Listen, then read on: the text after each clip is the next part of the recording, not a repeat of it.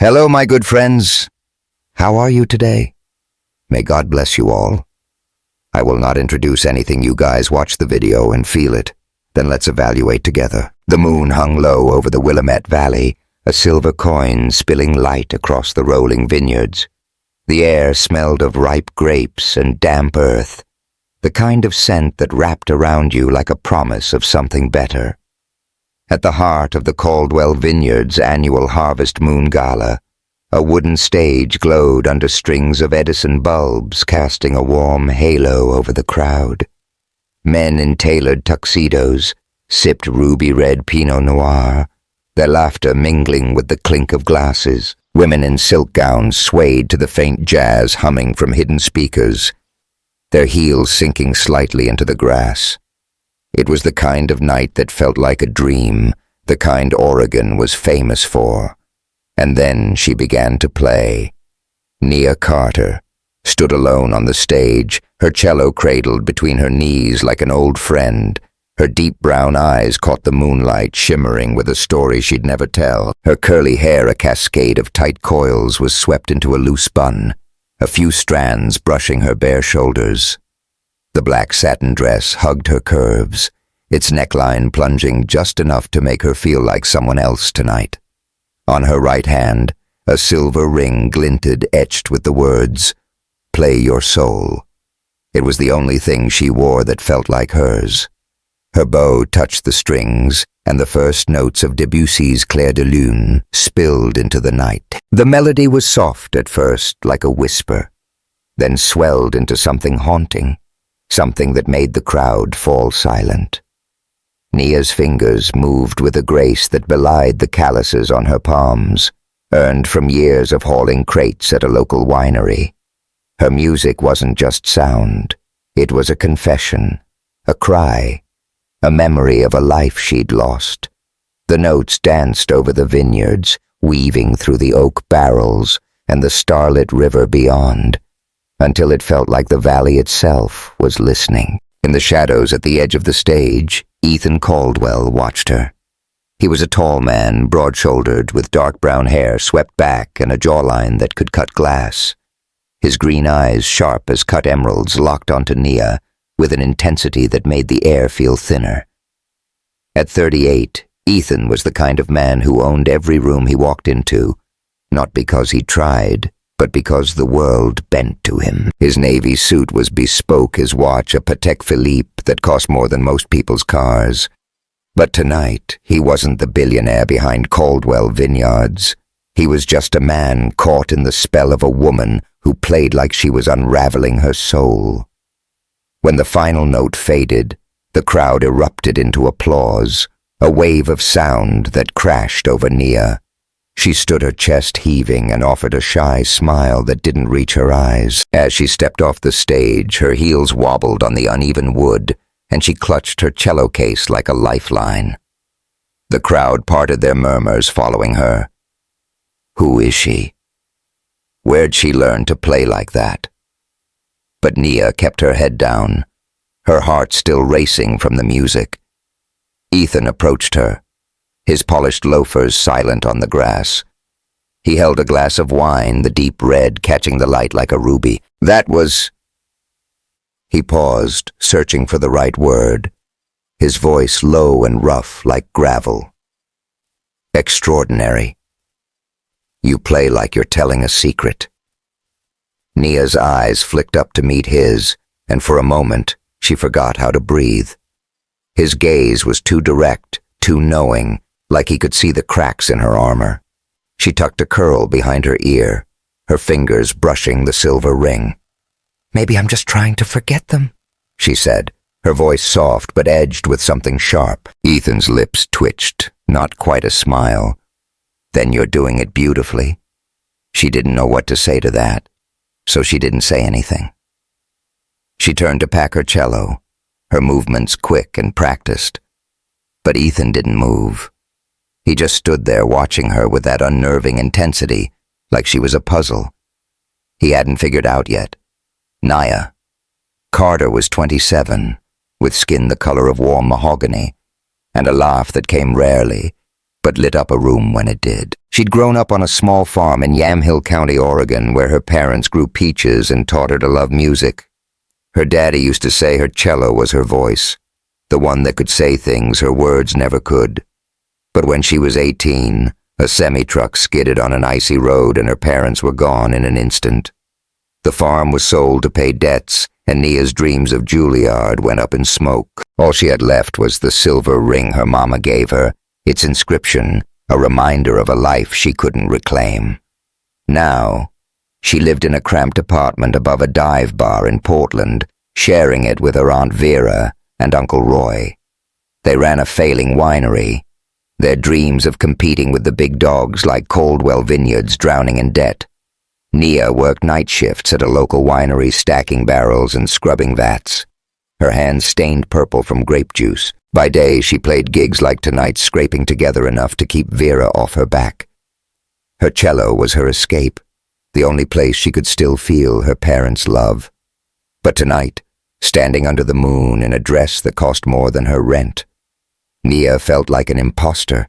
The gala was a world of crystal flutes and diamond cufflinks, a world where she didn't belong. She zipped her cello case, ready to slip away before anyone could ask her name. But Ethan's voice stopped her. "You're not staying for the party?" he asked, tilting his head. Nia glanced at him, her guard up. "I'm not much for parties, and I've got a shift in a few hours." His brow furrowed, like the idea of her working a shift after playing like that didn't compute. "You should stay. You earned it." She gave a small laugh, dry and humorless. "Earned it. I'm just the hired help, Mr. Caldwell." "Ethan," he corrected, stepping closer. The scent of his cologne sandalwood and something crisp like cedar hit her, and she hated how it made her pulse jump. "And you're not just anything. Not after what I heard tonight." Nia's cheeks warmed, but she didn't trust the compliment. Men like Ethan Caldwell didn't notice women like her unless they wanted something. She slung her cello case over her shoulder. "Thanks for the sentiment, but I gotta go." She turned to leave, but his next words stopped her cold. "Your aunt and uncle owe me a lot of money." "Nia?" She froze, her stomach twisting.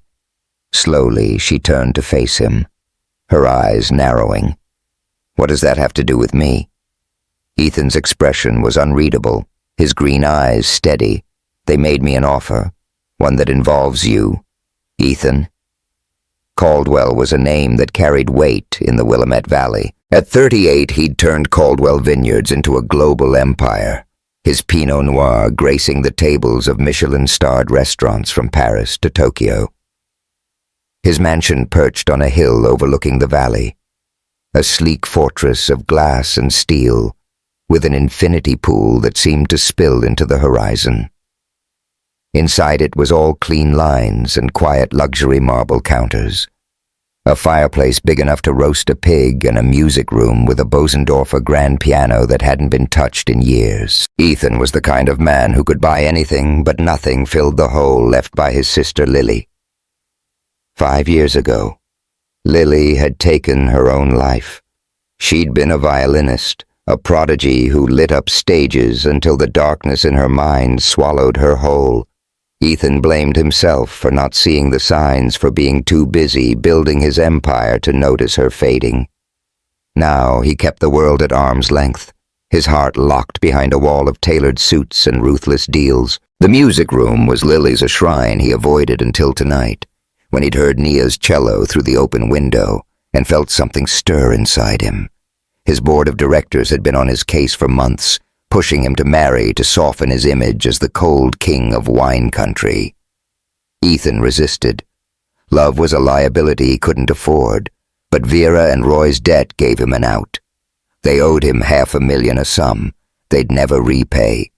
Their offer was simple: marry Nia, and the debt would vanish. Ethan agreed, not out of desire, but necessity. A wife on paper, nothing more. He hadn't expected her to be her, the way she played the fire in her eyes, the way she stood her ground even when she was scared.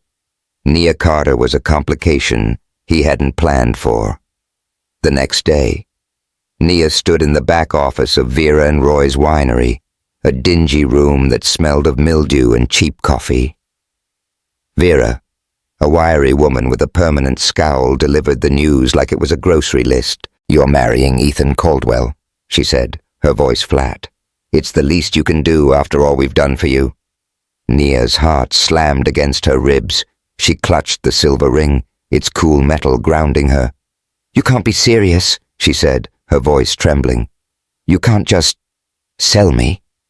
Roy, a hulking man with a beer gut, leaned forward, his eyes hard. "We can, and we will. You owe us, Nia. We took you in when you had nothing. This is how you pay us back." Nia's vision blurred with tears, but she blinked them away. She thought of the farm in Yamhill County, the peach trees her daddy used to prune the porch where her mama taught her to play. It was the only piece of her parents she had left, and Vera knew it. "If I don't do this," Nia said, her voice barely above a whisper, "you'll let them take the farm, won't you?" Vera's lips curled into a smug smile. Smart girl. The drive to Ethan's mansion felt like a funeral procession. Nia sat in the back of a black Bentley, her cello case beside her, the leather seats smelling of money. The mansion loomed ahead, its glass walls reflecting the golden hills. Ethan met her at the door, his expression as unreadable as ever. "Welcome," he said, his voice clipped. "I'll show you to your room." Nia's legs felt like lead as she followed him inside. The foyer was a cathedral of light with a chandelier dripping crystals and a staircase that curved like a river. She wanted to hate it, but it was beautiful, the kind of place you saw in magazines. Ethan led her to a bedroom with a four-poster bed, silk curtains, and a view of the vineyards that stretched to the horizon. "This is yours," he said.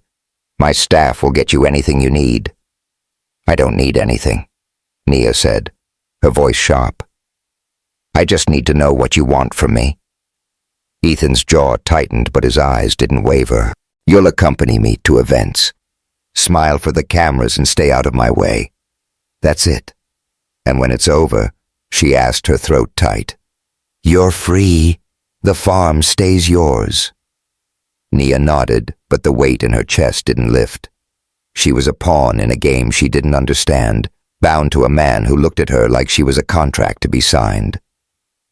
That night, Nia stood in front of a full-length mirror, wearing a crimson gown Ethan's stylist had picked out for a charity gala. The fabric clung to her like a second skin, the slit up the thigh making her feel exposed. She touched the silver ring, whispering to herself, "Play your soul. Nia, just get through this." Ethan appeared in the doorway, his black tuxedo making him look like he'd stepped out of a movie. His eyes swept over her, lingering a beat too long. "You look—" He cleared his throat. "Appropriate." Nia raised an eyebrow. "Gee, thanks. I'll try not to embarrass you." His lips twitched almost a smile. "You won't." At the gala, held in a converted barn strung with fairy lights, Nia felt like a fish out of water. The crowd was a sea of white faces. Their accents polished their laughter too loud. She stood by Ethan's side, her arm looped through his, playing the part of the dutiful wife-to-be. But when a waiter offered her a tray of canapes, she reached for one and knocked over a bottle of Caldwell Reserve 1978. The crash echoed red wine pooling on the oak floor like blood. The room went quiet. Every eye on her. Nia's face burned, her hands shaking as she knelt to pick up the shards. "I'm so sorry," she stammered, expecting Ethan's wrath. But he crouched beside her, his voice calm. "It's just wine. Nia, let it go." She looked at him, stunned. His green eyes were steady, not a trace of anger in them. He waved off the staff, picking up a piece of glass himself. "Mistakes don't define you," he said so quietly, only she could hear. "Don't let it haunt you." The moment lingered a crack in the wall between them. Nia's heart thudded, not just from embarrassment, but from the way he'd looked at her like she was more than a means to an end. Later in the mansion's music room, Nia sat at the Bosendorfer, her fingers tracing the keys. The room was a sanctuary with velvet curtains and shelves of vinyl records, the air heavy with the scent of polished wood. She played a slow, mournful tune, her eyes drifting to the open door. Ethan stood there, his silhouette framed by the hallway light, watching her with an expression she couldn't read. "You play even when no one's listening," he said, stepping inside. Nia's hands stilled on the keys. "It's the only time I feel like me." He nodded, like he understood more than he let on. "Keep playing, Nia. The world needs to hear it." She didn't know why his words hit her so hard, but they did. As he turned to leave, she called after him. "Ethan." He paused, looking back. "Why me?" she asked, her voice barely audible. "Why did you agree to this?" For a moment he didn't answer. Then he said, "Because I needed someone who could survive me." Nia didn't know what that meant, but it stayed with her, a riddle she couldn't solve. She played on the notes, carrying her fears, her hopes, her questions into the night. Was this marriage just a deal, or was there something real beneath Ethan Caldwell's guarded exterior? Only time would tell. Hey y'all, what did you think of Nia's story so far? Can she find a way to shine in this gilded cage, or will Ethan's world swallow her whole? Drop a comment below and let us know where you're watching from, Portland, New York, or maybe somewhere across the globe. If this tale's got you hooked, hit that subscribe button and ring the bell so you don't miss what's next. Share this with someone who needs a little music in their life, and let's keep following Nia's journey together. The Willamette Valley woke to a crisp morning, the kind where the air tasted like pine and promise. Mist clung to the vineyards, curling around the gnarled vines like a lover's whisper. Nia Carter stood on the balcony of her bedroom in Ethan Caldwell's mansion, her hands wrapped around a chipped ceramic mug of coffee she'd insisted on bringing from her old apartment. The infinity pool below shimmered its edges, blending into the rolling hills. Beyond the Willamette River sparkled a ribbon of silver threading through the valley. It was breathtaking, the kind of view that made you believe in second chances. But to Nia, it was just another reminder that she didn't belong here. She adjusted the silk robe. Ethan's staff had laid out, its smoothness alien against her skin. The silver ring on her finger caught the morning light.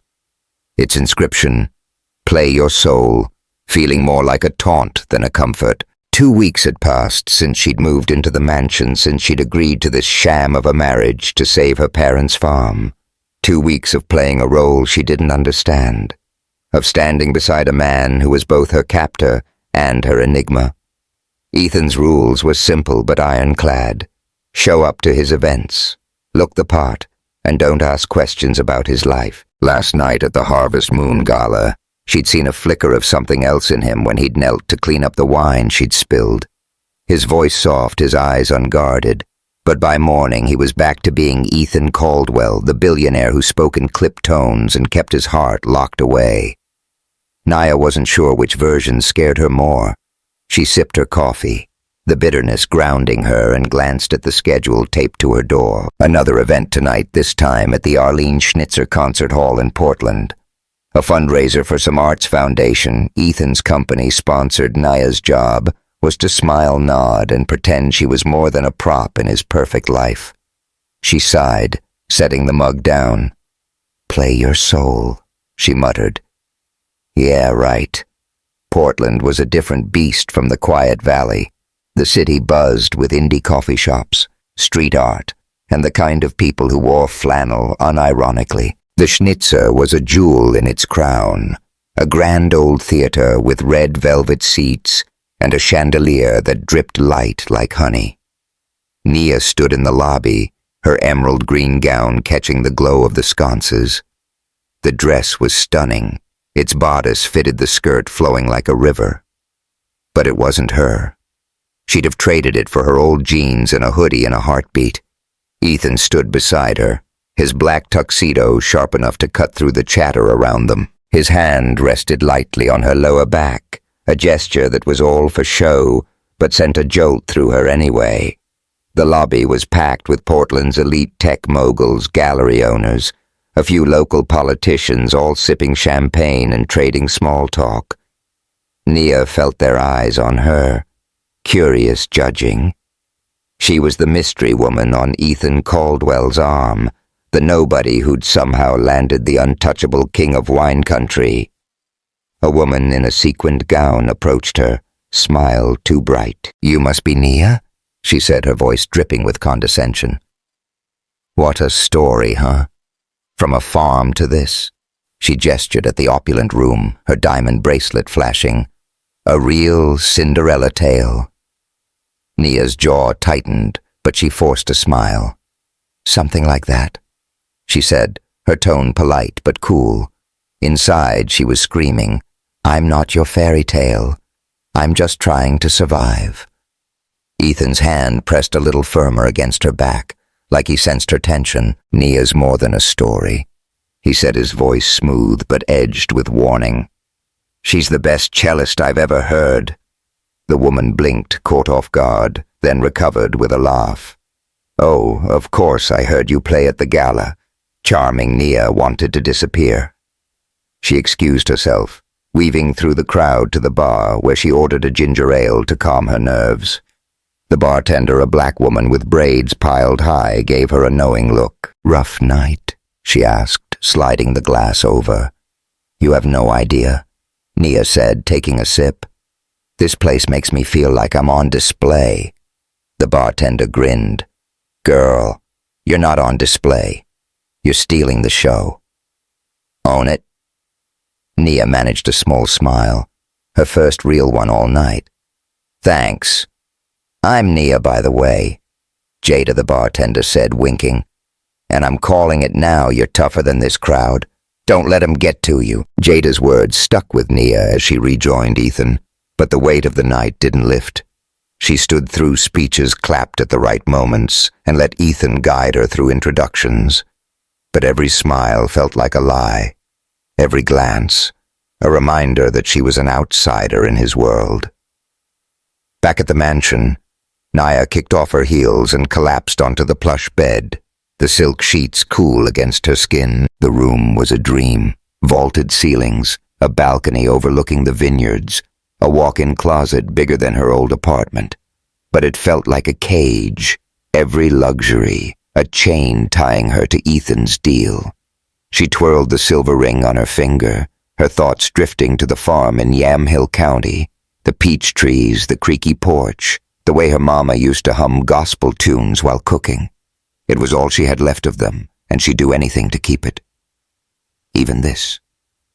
A knock at the door startled her. Ethan stood there, his tie loosened, a glass of whiskey in his hand. "You did well tonight," he said, leaning against the frame. His voice was low, almost gentle, but his eyes were guarded. Nia sat up, pulling her robe tighter. "Did I? Felt like I was drowning out there." He took a sip of whiskey, studying her. "You hit it well. That's what matters." She laughed, sharp and bitter. "Is that what this is? Hiding. Pretending. I'm someone I'm not." Ethan's jaw tightened, but he didn't look away. "It's surviving. We both know how that works."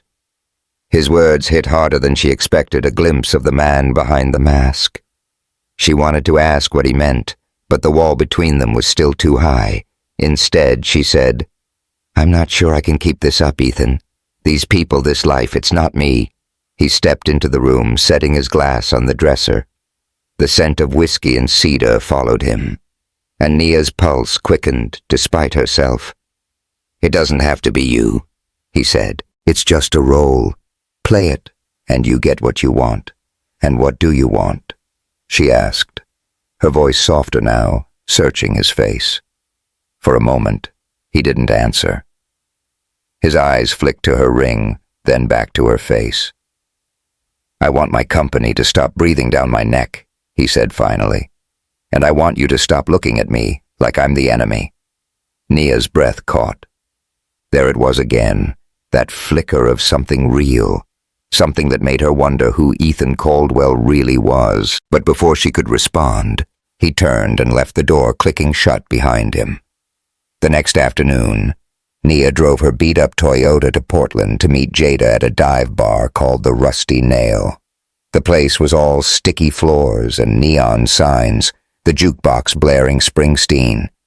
Jada slid a beer across the counter, her grin wide. "Look at you, fancy lady. How's life in the castle?" Nia snorted, taking a swig.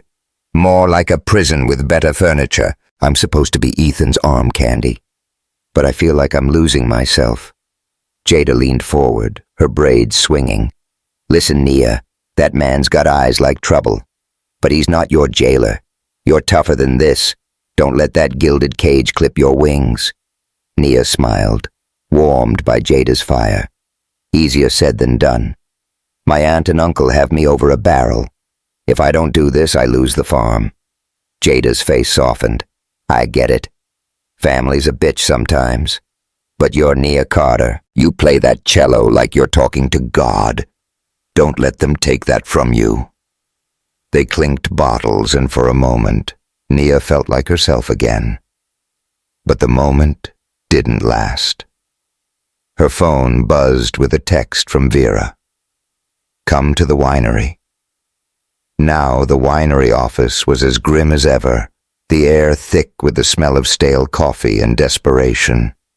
Vera sat behind a cluttered desk, her eyes cold.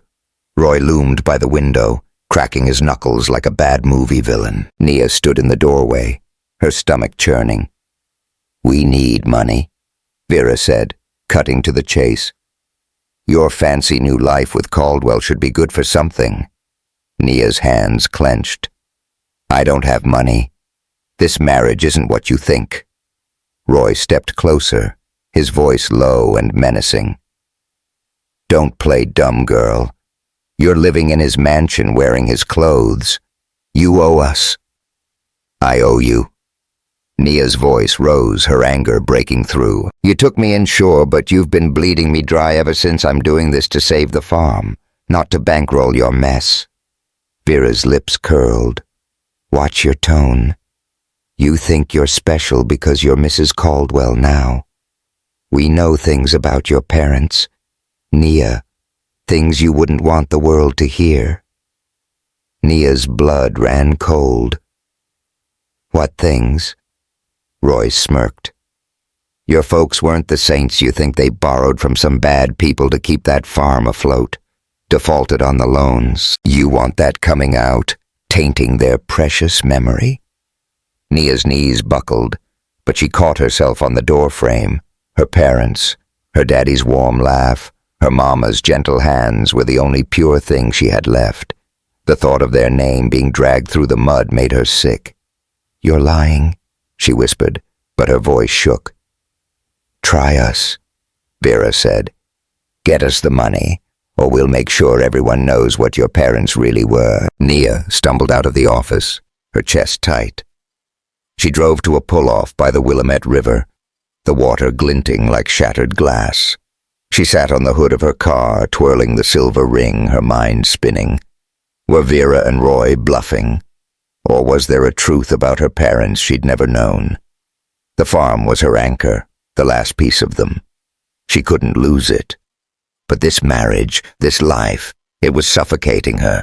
That night at the music room in the mansion, Nia found solace the only way she knew how. The room was a haven, its walls lined with vinyl records. Miles Davis, Ella Fitzgerald, names that felt like home. The Bosendorfer piano gleamed under the soft light, but Nia went to her cello propped in the corner like an old friend. She sat, her fingers trembling as she drew the bow across the strings, the notes of Bach's cello suite. No, one filled the space, mournful and raw, each one, a piece of her heart. She didn't hear Ethan come in, didn't see him lean against the doorway, his arms crossed. But when she finished, his voice broke the silence. "You play like you're carrying the world. he said, stepping into the light. Nia's hands stilled her breath, hitching. He was in a white button-down. Sleeves rolled up his hair, slightly mussed. The sight of him so unguarded threw her off. "Maybe I am," she said, her voice barely above a whisper. He moved closer, the scent of cedar and whiskey following him. The space between them felt charged like the air before a storm.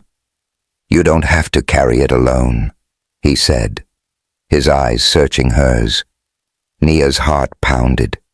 She wanted to believe him, wanted to trust the softness in his voice. But Vera's threat echoed in her mind, and the weight of her parents' supposed secrets pressed down. She stood setting her cello aside and faced him. "You don't know me, Ethan. You don't know what I'm carrying." His gaze didn't waver. "Then tell me." For a moment she almost did, but the fear was too raw, the stakes too high. She shook her head, brushing past him. "Good night, Ethan." As she left, she felt his eyes on her, a silent question hanging in the air. The music room was quiet now, but the tension between them lingered, a spark waiting to ignite. Nia didn't know how much longer she could keep her guard up, or if she even wanted to. The Willamette Valley was restless under a brewing storm. Dark clouds churned over the vineyards, their edges glowing with the threat of lightning. The air was thick with the scent of wet earth and ozone, the kind of night that made you feel like the world was holding its breath. Nia. Carter stood in the music room of Ethan Caldwell's mansion, her cello resting against her shoulder like a weary soldier. The room was her sanctuary, its velvet curtains drawn tight, the Bosendorfer piano gleaming under a single lamp. She played a slow, aching rendition of Elgar's Salut d'Amour, the notes spilling out like tears she couldn't shed, her silver ring etched with play. Your soul glinted as her fingers moved, a quiet anchor in the chaos of her life. 3 weeks had passed since her confrontation with Vera and Roy, their threat about her parents' supposed debts still gnawing at her. The farm in Yamhill County was her last tie to them, and the thought of their memory being tarnished made her stomach twist. She'd kept her distance from Ethan, dodging his attempts at conversation, afraid that letting him in would make her vulnerable. But his words in the music room that night, "You don't have to carry it alone," had lodged in her chest, refusing to let go. Outside thunder rumbled, a low growl that rattled the mansion's glass walls. Nia's bow faltered, her hands trembling. She set the cello down and crossed to the window, pulling back the curtain. Rain lashed the vineyards, the vines swaying like dancers in the wind. The river beyond was a dark, churning beast, its surface broken by the storm. Nia's reflection stared back at her eyes, shadowed curls escaping her loose bun. She looked like a woman on the edge, and she hated it. She didn't hear Ethan enter, didn't notice him until his reflection joined hers in the glass. He was in a gray Henley and jeans, a far cry from his usual suits, his hair damp from the rain. "Can't sleep?" he asked, his voice low, almost lost in the storm. Nia turned, startled, her arms crossing over her sweatshirt. "Didn't know you were home," she said, her tone guarded. "Thought you had some big meeting in Portland."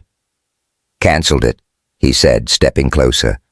The scent of cedar and rain clung to him, and Nia's pulse quickened. "Storm's too bad to drive. You okay?" She wanted to lie, to say she was fine and send him away, but the weight of Vera's words, the fear of losing her parents' legacy, was too heavy. "Not really," she admitted, her voice barely above a whisper. "Just feeling a lot." Ethan nodded like he understood more than she'd said. He gestured to the cello. "That why you're playing at 2 in the morning?" A small smile tugged at her lips. "It's the only thing that makes sense sometimes." He moved to the piano, his fingers brushing the keys without pressing them. "Lily used to say the same thing," he said, his voice distant. She'd play her violin until dawn, like she could outrun her demons. Nia's breath caught. Ethan rarely mentioned his sister, and the rawness in his tone was new. What was she like? she asked, surprising herself. Ethan's eyes met hers, and for a moment he looked like a man carrying a wound that wouldn't heal. Bright, he said, like a fire you couldn't look away from. But fragile, too. I didn't see how much until it was too late. The confession hung between them heavy and real. Nia wanted to say something, but the storm outside roared, drowning her thoughts. Thunder cracked sharp and close, and she flinched, her hands gripping the windowsill. Ethan's brow furrowed. You hate storms. Not usually, she said, forcing a laugh. Just, they bring back memories. Bad ones. He didn't press, but his silence was an invitation. Nia turned back to the window, her voice soft. The night my parents died, it was storming. I was at a recital playing my heart out while they were... She swallowed the words, sticking. I keep thinking if I'd been there, maybe I could have. No. Ethan cut in, his voice firm but gentle. You couldn't have changed it. Nia, trust me, I know. She looked at him, her eyes stinging. How do you live with it? The guilt. He stepped closer, close enough that she could see the flecks of gold in his green eyes. You don't live with it, he said. You carry it, but you don't let it define you. Nia's throat tightened. She wanted to believe him, wanted to let go of the weight she'd been hauling for years. But before she could speak, another crack of thunder shook the mansion and the lights flickered out, plunging them into darkness. Nia woke, screaming. Her body tangled in the sheets. The dream was always the same. The screech of tires, the flash of headlights, her parents' voices fading into the rain. She sat up, gasping, her hands clutching the silver ring like a lifeline. The storm raged outside, lightning, painting the room in stark whites and blacks. Her bedroom door creaked open, and Ethan's voice cut through her panic. Nia, you okay? He stepped inside, a flashlight in hand. His hair tousled, his eyes wide with concern.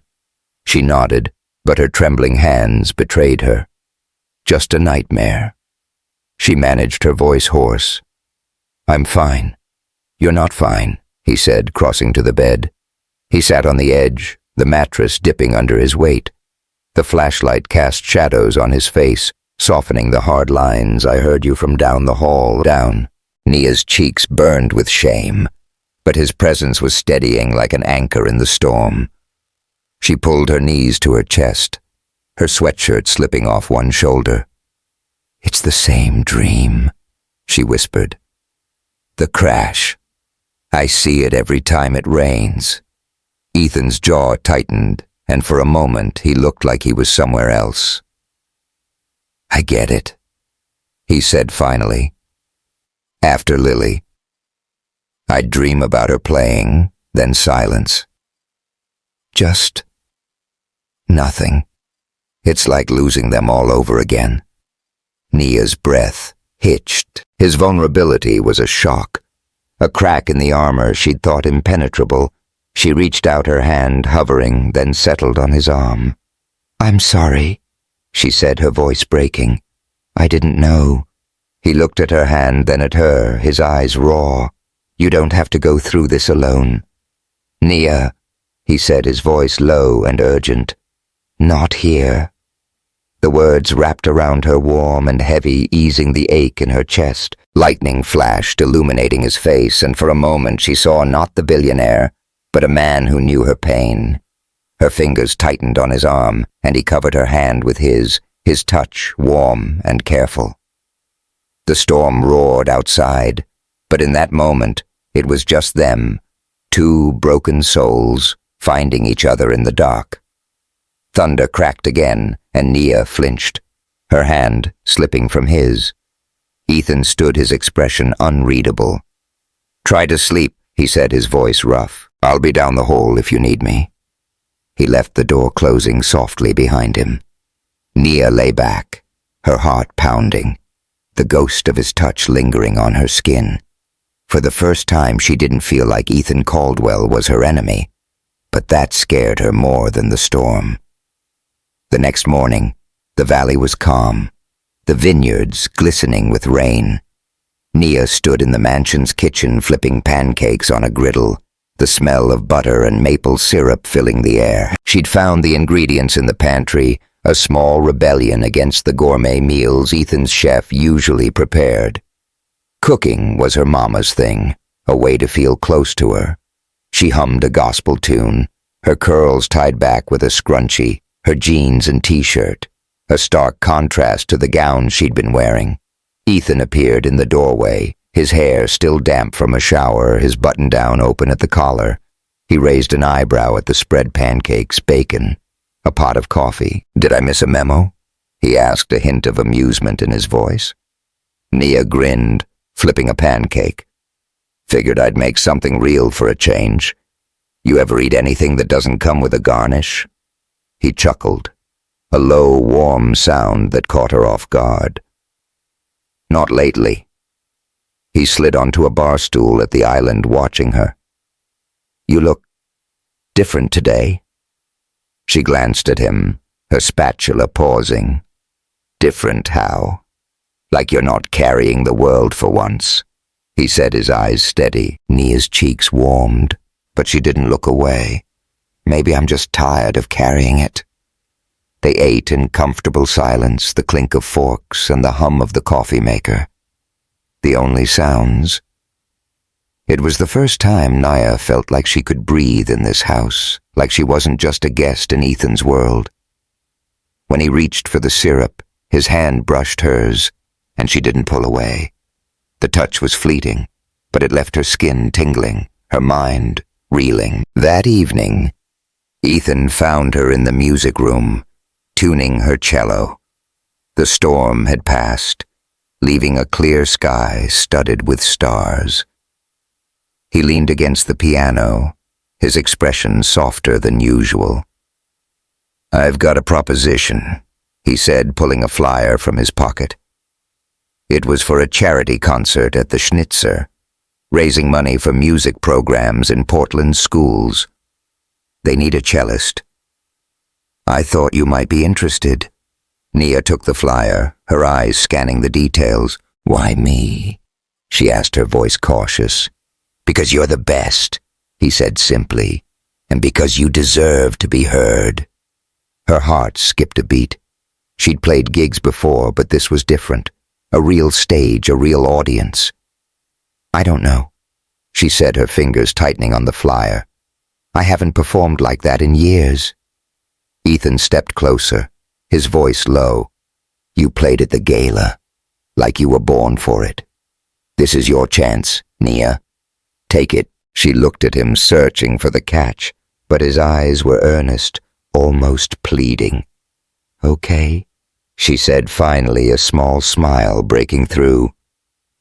"I'll do it." He nodded, a rare smile tugging at his lips. "Good. I'll be in the front row." As he left, Nia sat at the cello, her fingers tracing the strings.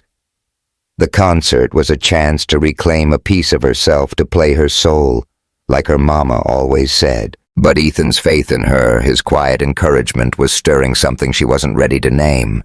She played a soft melody, the notes carrying her hopes and fears into the night.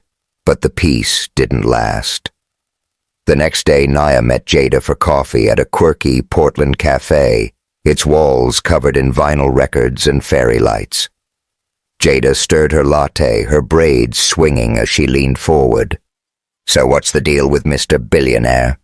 You two getting cozy yet?" Nia laughed, but it was strained. "It's complicated.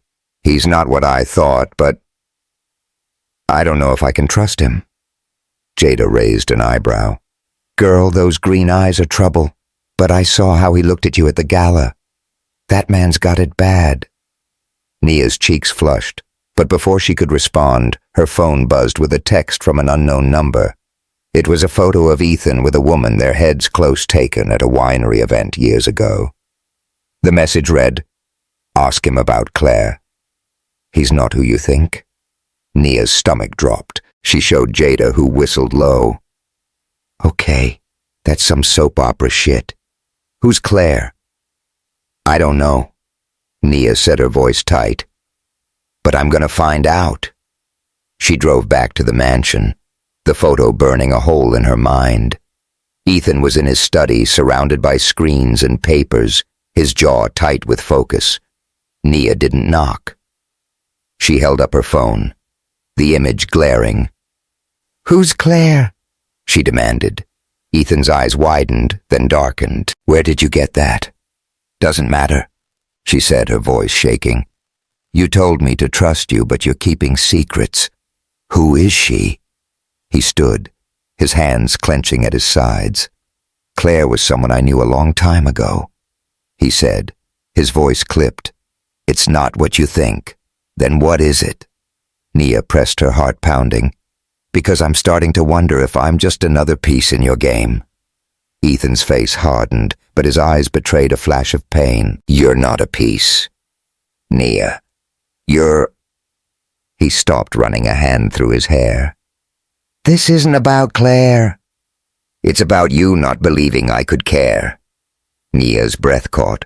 She wanted to believe him, but the photo, Vera's threats, her own fears, they were too loud. I can't do this, if you're not honest, she said, turning to leave. Nia, he called, but she didn't stop. The storm might have passed outside, but inside her a new one was brewing. The Willamette Valley shimmered under a late afternoon sun, the vineyards glowing like a patchwork quilt of green and gold. Nia Carter stood in the mansion's sprawling foyer, her reflection distorted in the polished marble floor. She wore a sapphire blue gown, its sequins catching the light like 1,000 tiny stars. The dress was a loan from Ethan's stylist, meant for tonight's gala at the Plaza Hotel in Manhattan, a high-stakes fundraiser for his company's arts foundation. But Nia felt like a fraud, the weight of the past week pressing down on her like a storm cloud. The photo of Ethan with Claire, the mysterious woman from his past, still haunted her. His vague explanation, she was someone I knew a long time ago, hadn't eased her doubts. Neither had Vera and Roy's threats about her parents' supposed debts, which gnawed at her every quiet moment. Nia twirled the silver ring on her finger, its "Play Your Soul" inscription. A faint comfort. She'd agreed to this marriage to save her parents' farm. But now it felt like she was losing herself in Ethan's world of secrets and expectations. Ethan appeared at the top of the staircase, his black tuxedo tailored to perfection, his green eyes scanning her with an intensity that made her breath catch. You ready? He asked, descending with a grace that belied the tension between them. Nia knotted her throat tight. As I'll ever be. He paused in front of her, his gaze lingering on the curve of her neckline. You look... He cleared his throat, a rare flicker of unease crossing his face. Stunning. She raised an eyebrow, her voice dry. Careful, Ethan. That almost sounded like a compliment. His lips twitched, but the moment passed as quickly as it came. He offered his arm and she took it, her hand resting lightly on his sleeve. The Bentley waited outside its engine, purring like a contented cat as they slid into the leather seats. The scent of cedar and leather enveloped her, a reminder of Ethan's presence. The drive to the private airstrip was silent, the hum of the tires a counterpoint to the storm brewing in Nia's chest. Manhattan was a different kind of beast, all sharp edges and restless energy. The Plaza Hotel's grand ballroom was a cathedral of opulence, its chandeliers dripping crystals, its walls gilded with history. The gala was a who's who of New York's elite hedge fund managers, Broadway producers, art collectors in bespoke gowns and tuxedos. Nia stood beside Ethan, a glass of champagne in her hand, her smile practiced but brittle. The room buzzed with chatter, the clink of glasses and the soft strains of a string quartet playing Vivaldi. Ethan was in his element, shaking hands, trading quips, his charm effortless. But Nia felt the weight of every glance, every whispered comment. Who's she? The cellist from Oregon. How'd she snag Caldwell? The words weren't loud, but they cut deep, especially after a week of dodging Ethan's attempts to talk about Claire. She sipped her champagne, the bubbles sharp on her tongue, and tried to focus on the quartet's music. A woman in a silver gown approached her, smile sharp as a blade. "Nia, isn't it?" she said, her voice dripping with curiosity. "You're quite the talk of the town. From a farm to the plaza, quite a leap." Nia's grip tightened on her glass, but she kept her tone even. "I'm just here for the music," she said, nodding toward the quartet. The woman laughed, a tinkling sound that grated. "Oh, I'm sure. But it's not every day a girl like you lands a man like Ethan Caldwell. Quite the Cinderella story." Nia's face burned, the words echoing the ones she'd heard in Portland. She opened her mouth to respond, but Ethan's hand found her lower back, his touch firm and grounding. "Nia's more than a story," he said, his voice smooth but laced with steel. "She's the reason we're here tonight, raising money for kids who dream like she does." The woman blinked, her smile faltering, then excused herself. Nia turned to Ethan, her eyes searching his. "You didn't have to do that," she said, her voice low. He met her gaze, his expression unreadable. "Yeah, I did." The moment lingered, a fragile thread between them, but it was shattered by a murmur rippling through the crowd. Heads turned toward a man in a gray suit, a tablet in his hand, whispering to a group of guests. Nia caught fragments of their conversation. Scandal. Caldwell. Her parents, and her stomach dropped. She glanced at Ethan, whose jaw was tight, his eyes narrowing. "What's going on?" she asked, her voice barely audible over the quartet. Ethan didn't answer. He took her arm, guiding her through the crowd to a private alcove off the ballroom. The space was dimly lit, its walls lined with velvet, a single chandelier casting shadows. "Stay here," he said, his voice clipped. "I'll handle it." "Handle what?" Nia demanded, pulling her arm free. "Ethan, tell me what's happening." He hesitated, then pulled out his phone, scrolling to a news alert. The headline hit Nia like a punch. "Caldwell's bride, a gold digger with a shady past." The article, published by a tabloid known for digging dirt, claimed Nia's parents had borrowed from a loan shark to save their farm, defaulting on the debt and leaving a trail of scandal. It painted Nia as a schemer who'd married Ethan for his money, using her tragic backstory to climb the social ladder. Nia's knees buckled, and she sank onto a velvet bench, her hands shaking. "This isn't true," she whispered, her voice breaking. "My parents weren't. They wouldn't." Ethan crouched in front of her, his hands hovering, unsure whether to touch her. "Nia, look at me," he said, his voice steady. "It's a hit piece. Someone's trying to hurt us. Someone." She snapped, her eyes blazing through tears. "You mean Vera and Roy? They warned me, Ethan. They said they'd drag my parents' name through the mud if I didn't give them money." Ethan's face darkened, a muscle ticking in his jaw. "I'll deal with them," he said, his voice low and dangerous. "This ends now." But Nia wasn't listening. The words from the article echoed in her mind. Gold digger, shady past, mixing with the whispers from the gala. The photo of Claire, her own doubts. She stood, her hands clenching into fists. "I can't do this," she said, her voice trembling. "I can't keep pretending I belong here, pretending I can trust you." "Ethan," rose, his eyes flashing, "you think I'm the enemy here? I'm trying to protect you." "Nia, protect me," she shot back. "You barely know me. You've got your secrets, Claire, whoever she is, and I'm supposed to just smile and play along. I'm not your puppet, Ethan." His face hardened, but his voice was raw. "You're not a puppet. You're—" He stopped, running a hand through his hair. "You're the only thing that's felt real in this mess." Nia's breath caught his words, slicing through her anger. For a moment, she wanted to believe him, wanted to lean into the heat of his gaze, but the weight of the scandal, the fear of losing her parents' memory was too much. She turned her heels, clicking on the marble as she fled the alcove, the ballroom's noise swallowing her.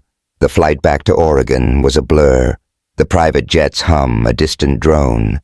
Naya stared out the window, the clouds below a sea of gray. Ethan sat across from her, his silence heavy, his eyes fixed on a glass of bourbon he hadn't touched. She wanted to ask about Claire, about the article, about the man who'd knelt to clean up her spilled wine, but the words wouldn't come. Back at the mansion, Nia couldn't sleep. The storm from the previous week had returned. Rain lashing the glass walls, thunder rumbling like an angry god. She paced her room, the sapphire gown discarded in a heap, her jeans and sweatshirt a small act of defiance. The article was everywhere now. She'd seen it on her phone. The comments vicious. She's just after his money. What a scam. Who does she think she is? Her parents' faces flashed in her mind, her daddy's warm smile, her mama's gentle hands. They'd worked their fingers to the bone for that farm for her. The idea that they'd been involved with loan sharks, that their legacy was a lie, was unbearable.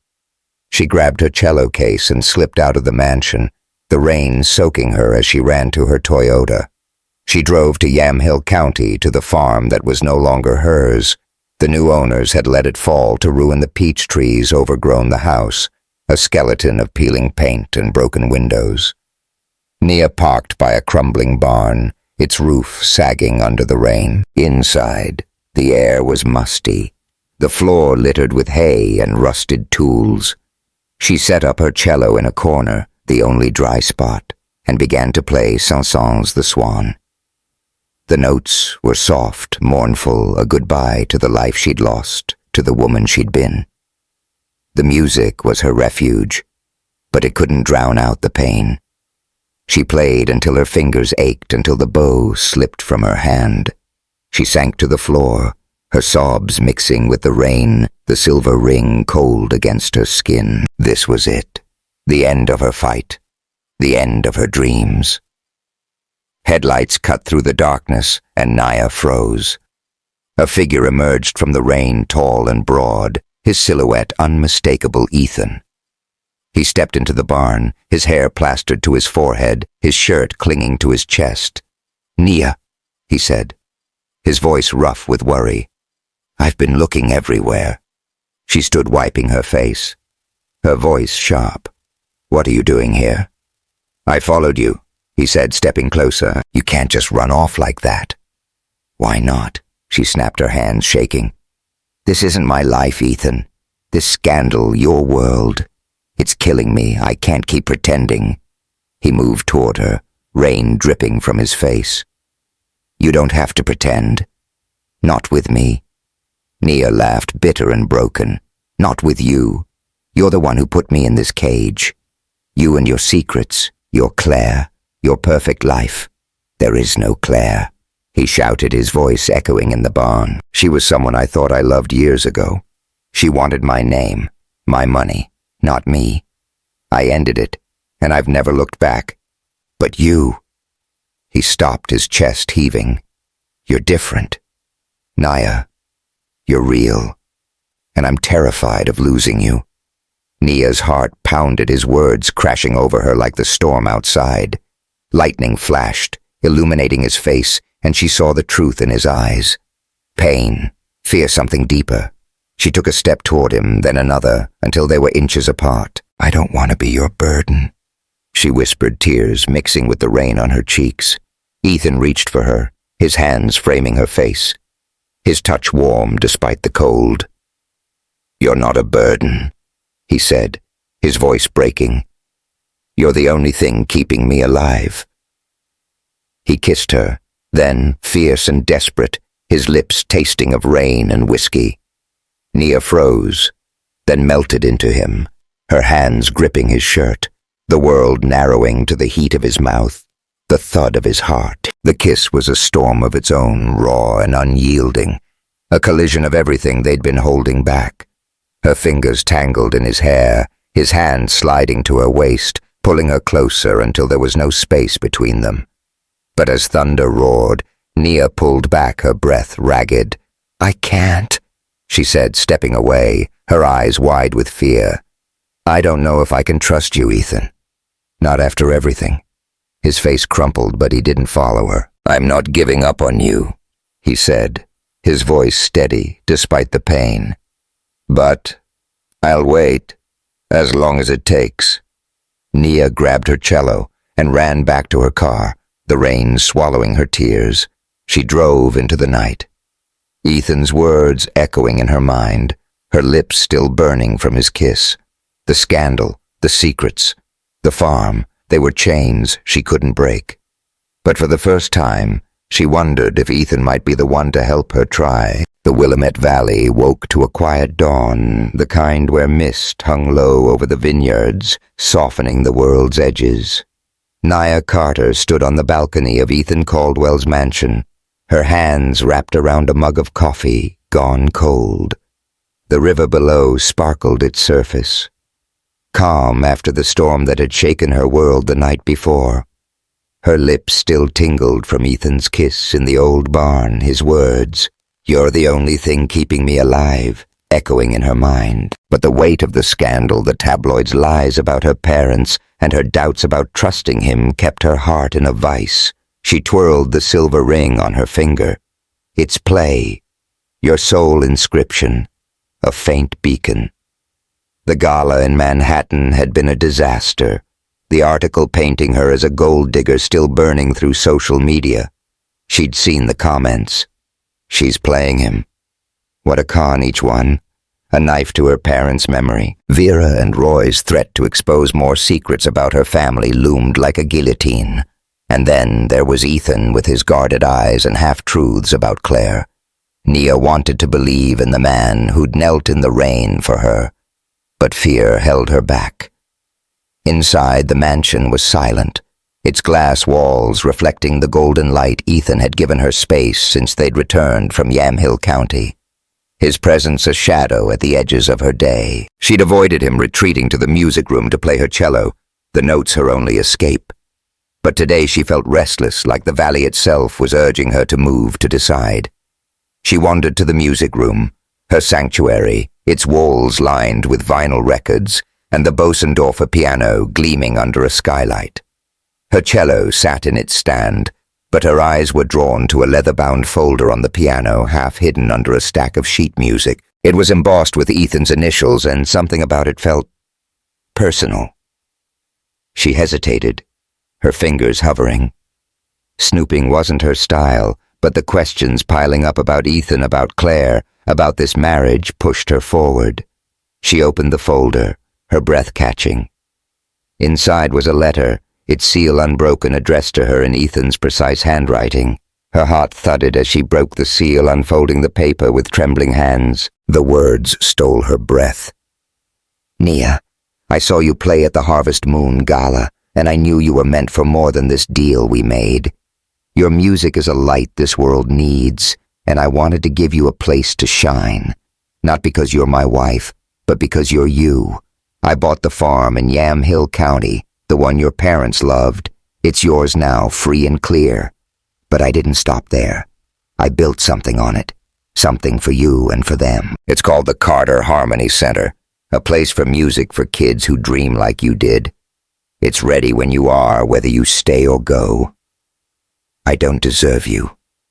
Nia, I've kept you in a cage, and I'm sorry. If you choose to leave, I'll understand. But know this, you've brought music back to my life, and I'll never forget that. Ethan." Nia's tears fell onto the page, blurring the ink. Her knees gave way and she sank onto the piano bench. The letter clutched to her chest. Ethan hadn't just saved her parents' farm. He turned it into a legacy, a place where her music could live, where her parents' memory could endure. He'd done it without expecting anything in return, without tying it to their deal. The realization hit her like a wave. Ethan cared, not for the contract, not for his image, but for her. She reread the letter, her fingers tracing his words. The Carter Harmony Center. She could see it in her mind, a stage under the Oregon sky. Kids with violins and dreams, her parents' names carved above the door. It was everything she'd lost, given back in a way she'd never imagined, but it also meant facing the truth. She was falling for Ethan, and that terrified her as much as it thrilled her. Naya drove to Yamhill County, her old Toyota rattling along the winding roads. The valley was a painting of greens and golds, the air thick with the scent of pine and earth. She parked at the farm, her heart pounding as she stepped onto the familiar ground. The peach trees were still there, overgrown but alive, their branches heavy with fruit. The old house was gone, replaced by a sleek wooden building with floor-to-ceiling windows and a sign that read, Carter Harmony Center. A plaque above the entrance bore her parents' names. In memory of James and Lena Carter. She pushed open the door, her breath catching. The interior was warm with polished oak floors and a stage at the center, a grand piano gleaming under soft lights. Acoustic panels lined the walls, promising perfect sound. A stack of flyers on a table announced free music classes for local kids starting next month. Nia's eyes stung as she walked to the stage, her fingers brushing the piano keys. She could feel her parents here, their love woven into every detail. Footsteps echoed behind her, and she turned to see Ethan in the doorway, his expression uncertain. He wore a flannel shirt and jeans, his hair tousled, a far cry from the polished billionaire. "I wasn't sure you'd come," he said, his voice low. Nia held up the letter, her hand trembling. "Why didn't you tell me?" He stepped closer, his green eyes searching hers. "I didn't want you to feel obligated. This wasn't about the deal, Nia. It was about you." Her throat tightened. "You gave me back my parents," she said, her voice breaking. "You gave me back my music." "Why?" Ethan's jaw clenched, and for a moment he looked like a man laid bare. "Because you deserve it," he said. "Because I saw you play, and I heard everything. You've lost everything you're fighting for. And because—" He paused, his voice dropping. "Because I'm in love with you." Nia's breath stopped. The words hung between them, raw and undeniable. She searched his face, expecting a catch, but his eyes were steady, vulnerable in a way she'd never seen. Her heart raced a mix of fear and longing. "You don't know me," she whispered, echoing her words from weeks ago. "I know enough," he said, stepping closer. "I know you play like you're talking to the stars. I know you carry your parents' love in that ring. I know you're stronger than anyone I've ever met, and I know I don't want to lose you." Tears spilled down her cheeks, and she didn't stop them. She closed the distance between them, her hands resting on his chest, feeling the steady thud of his heart. "I'm scared," she admitted, her voice barely audible. "I've lost so much. I don't know if I can lose you too." "You won't," he said, his hands framing her face, his touch warm and sure. "I'm here, Nia, for as long as you'll have me." He kissed her then, soft and slow, a promise in every brush of his lips. Nia melted into him, her fingers curling into his shirt, the world fading to the scent of pine and the warmth of his embrace. The kiss was different from the one in the barn, less desperate, more certain a vow they were both ready to make. When they pulled apart, Nia's eyes were shining, a smile breaking through her tears. "I'm staying," she said, her voice steady. "Not because I have to, but because I want to." Ethan's breath caught his smile, transforming his face. "You sure?" he asked, his voice rough with emotion. She nodded, her fingers tracing the silver ring. "I've never been surer." That afternoon, Ethan drove Nia to Portland to confront Vera and Roy. The winery office was as grim as ever, its air heavy with mildew and defeat. Vera sat behind her desk, her eyes narrowing as they entered. Roy stood by the window, his bulk filling the space.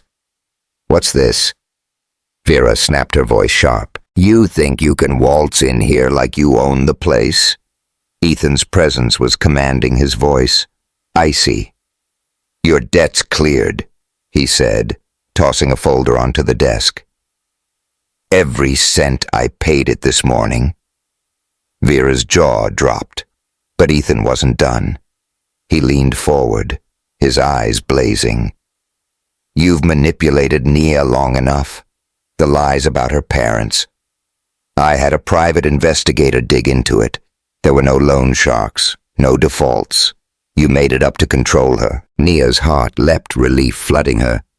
She'd suspected it, but hearing the truth lifted a weight she'd carried for weeks.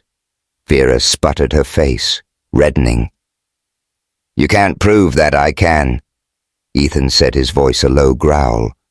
"And if you ever come near Nia again, I'll make sure everyone knows what you've done.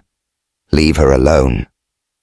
Roy took a step forward, but Ethan's glare stopped him cold. "Don't test me," Ethan said, each word deliberate. "You're done here." Nia stood taller, her voice steady. "You don't own me anymore," she said, looking Vera in the eye. "I'm free." Vera's face twisted, but she said nothing. Ethan took Nia's hand, and they walked out the door, slamming behind them.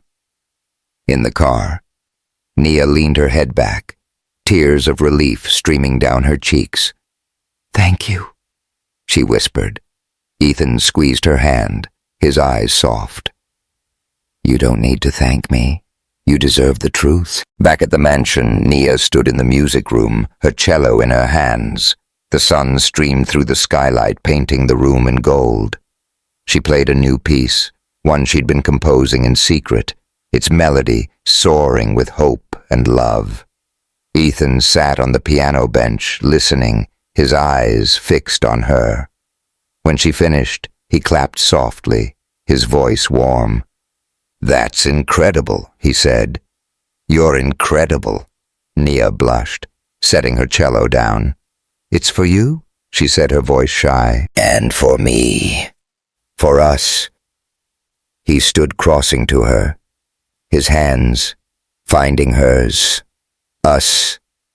He repeated, his smile soft. "I like the sound of that." They stood there, hands intertwined, the music room, a cocoon of their new beginning. Nia knew there were still challenges ahead. The scandal wouldn't vanish overnight, and trusting Ethan fully would take time. But for the first time, she felt like she was home, not just in the mansion, but in her own skin. The Carter Harmony Center was her future, a place to honor her parents and share her music, and Ethan was her partner, not her captor. A man who'd given her more than she'd ever dreamed. As the sun set over the valley, painting the sky in pinks and purples, Nia leaned into Ethan, her head resting on his shoulder. The silver ring glinted, a reminder of her past and a promise of her future. She was ready to play her soul, and this time she wouldn't do it alone. The Willamette Valley glowed under a twilight sky, the vineyards stretching like a sea of emerald under the first stars. The Carter Harmony Center stood proudly on the old farm in Yamhill County, its wooden facade warm in the fading light, its windows reflecting the river's gentle ripples. A crowd gathered outside, a mix of locals in flannel and jeans, kids clutching violins and flutes, and a few Portland arts patrons in tailored coats. The air buzzed with anticipation, the scent of peach blossoms mingling with the earthy tang of the valley. Tonight was the center's grand opening, and Nia Carter was about to take the stage. 3 years had passed since Nia chose to stay with Ethan Caldwell, since she'd found the letter that changed everything. 3 years since she'd stood in this very spot, tears in her eyes, and realized she was home. Now at 30, Nia was a woman transformed. Her curly hair cascaded over her shoulders, her deep brown eyes bright with purpose. She wore a flowing ivory dress, its fabric soft against her skin, the silver ring on her finger glinting with its familiar "Play Your Soul" inscription. Her cello rested beside her, a Stradivarius. Ethan had gifted her, its wood polished to a warm glow. Inside the center, the performance hall was alive with light. The stage was simple but elegant. A polished oak platform framed by acoustic panels that promised perfect sound. A grand piano sat to one side, a nod to Nia's parents, whose names, James and Lena Carter, were carved into a plaque above the entrance. The audience filled the rows, their faces a tapestry of the valley. Farmers, teachers, kids with dreams bigger than their small town. Ethan sat in the front row, his green eyes fixed on the stage, a quiet smile softening his once hard features. At 38, he was still the king of Caldwell Vineyards, but tonight he was just Nia's husband, proud and a little nervous. Nia stepped onto the stage, her heels clicking softly, and the room fell silent. She lifted her cello, her bow poised, and began to play. The piece was her own, a symphony she'd composed over the past 3 years. Each note, a chapter of her journey from the pain of losing her parents to the fear of a forced marriage, from the scandal that nearly broke her to the love that healed her. The music was raw and soaring, a tapestry of grief and hope that brought tears to the audience's eyes. Kids in the back row leaned forward, their faces lit with wonder, as if they could see their own dreams in her notes. As the final note faded, the room erupted in applause, a standing ovation that shook the rafters. Nia stood, her chest heaving, her smile wide and unguarded. She looked at Ethan, his clap steady and proud, and felt her heart swell. This was her truth. Her soul laid bare, and the valley had heard it. The Carter Harmony Center had become a beacon in the Willamette Valley. It offered free music classes for kids, workshops for local artists, and a stage for anyone with a story to tell. Nia taught cello to a group of middle schoolers, her laughter echoing through the hall as they squeaked through their first scales. She'd released her first album, Valley Song, a collection of pieces born in the mansion's music room, now played in concert halls from Portland to New York. Her performance at Lincoln Center last year had earned a standing ovation, critics calling her a voice of resilience and grace. But the center was more than a stage. It was a home for the community, a place where kids like Nia once was could dream without fear. She'd hired Jada, her bartender friend from Portland, to manage the center's cafe, a cozy space serving peach cobbler and coffee that drew locals year-round. Jada's sharp wit and warm hugs made her a favorite, and she never let Nia forget where she came from. You went from dive bars to diva girl. Jada would tease, her braids swinging. But you're still my Nia. Vera and Roy had faded from Nia's life, their threats empty after Ethan's investigation exposed their lies. The scandal had died down, replaced by stories of Nia's music and the center's impact. The truth about her parents, honest farmers who'd fought for their land, was safe, their legacy shining in every note Nia played. She'd found her voice, and nothing could silence it again. After the concert, Nia and Ethan walked hand in hand through the vineyards, the moon rising over the valley. The air was cool, scented with grapes and pine. The stars, a blanket above Nia's hand, rested on her gently rounded belly. Their first child, due in a few months. She wore a soft sweater over her dress, Ethan's jacket draped over her shoulders, his warmth lingering in the fabric. "You were incredible tonight," Ethan said, his voice thick with pride. He stopped, turning to face her, his hands cupping her face. "I'm so damn proud of you." Nia smiled, her fingers tracing the silver ring. "I couldn't have done it without you," she said, her eyes shining. "You gave me this, Ethan, not just the center, but me. You gave me back myself." He shook his head, his thumb brushing her cheek. "You did that. Nia, I just built the stage." She laughed, the sound light and free, and leaned into him, her head resting on his chest. His heartbeat was steady, a rhythm she'd come to know as well as her own. "You're wrong," she said, her voice soft. You gave me a home, a family. Ethan's arms tightened around her, his lips pressing a kiss to her forehead. You gave me a reason to live again, he said, his voice rough with emotion. I was lost before you, Nia. You brought me back.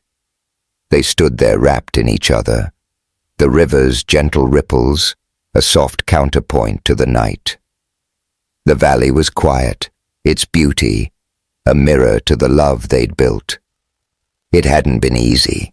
There'd been fights, tears, moments when Nia's fears or Ethan's walls threatened to pull them apart, but they'd chosen each other over and over through the storms and the silences. Later, back at the center, Nia slipped away to the stage while Ethan helped Jada clean up. The hall was empty now, the chairs stacked, the lights dim. She sat at the piano, her fingers tracing the keys, and played a soft melody. Debussy's Clair de Lune, the piece she'd performed at the Harvest Moon Gala all those years ago. It felt like a lifetime that night when Ethan's eyes had locked onto hers, when she'd been a stranger in his world. Now she was his wife, his partner, his home. Ethan appeared in the doorway, his flannel shirt untucked, his smile soft. You never stop, do you? He said, crossing to her. Nia grinned, her hands still on the keys. Not when it's this good. He sat beside her, his shoulder brushing hers, and they played together a clumsy duet, his fingers fumbling but earnest. They laughed, the sound filling the hall, and Nia felt a warmth she'd once thought impossible. This was her life now, not a cage, not a deal, but a melody she'd chosen. When they finished, Ethan pulled her close, his lips finding hers in a kiss that was both tender and fierce. I love you, he whispered against her mouth, his voice a vow. I love you too, Nia said, her eyes locked on his. She thought of her parents, of the farm, of the girl she'd been. Mama, Daddy, she whispered to herself, her fingers touching the silver ring. I found my truth. The next evening, Nia and Ethan hosted a community barbecue at the center, the lawn strung with fairy lights, tables laden with fried chicken, peach cobbler, and bottles of Caldwell Pinot Noir. Kids ran through the grass, their laughter mingling with the strum of a local bluegrass band. Jada held court at the dessert table, dishing out cobbler and sass in equal measure. Y'all better save some for me, she called, waving a spatula. Nia stood by the river, a glass of iced tea in her hand, watching the scene. Ethan joined her, his arm slipping around her waist. Look at this, he said, his voice warm. You did this, Nia. You made a home for all of them. She leaned into him, her head on his shoulder. We did this, she corrected, her smile soft. Together. The moon rose full and bright, casting a silver glow over the valley. Nia closed her eyes, the music of the band, the laughter of the kids, the rush of the river, all blending into a symphony of her own making. Her journey had been one of loss and love, of breaking and rebuilding. She'd found light in the darkest moments, a truth that was hers alone, and Ethan was part of it, not just her husband, but her partner in every note she played. Their love, born from a forced marriage, had grown into something unbreakable, a melody that would play forever. Nia opened her eyes, her hand resting on her belly, and looked at Ethan. We're gonna be okay, she said, her voice steady. He kissed her temple, his smile warm. Better than okay, he said. We're gonna be us. This was a story of healing, of finding your voice in the ashes of pain, of love that defies the odds. Nia Carter had walked through fire to find her truth, and Ethan Caldwell had learned to open his heart to hold it. Their journey wasn't just about falling in love, it was about building a life, note by note, under the Willamette moon. Hey y'all, what did you think of Nia and Ethan's story? Did it tug at your heartstrings? Or maybe inspire you to chase your own truth? Drop a comment below and let us know where you're watching from, Oregon, New York, or somewhere far beyond. If this tale moved, you hit that subscribe button and ring the bell so you don't miss our next story. Share this with someone who needs a little light in their life, and let's keep the music playing together.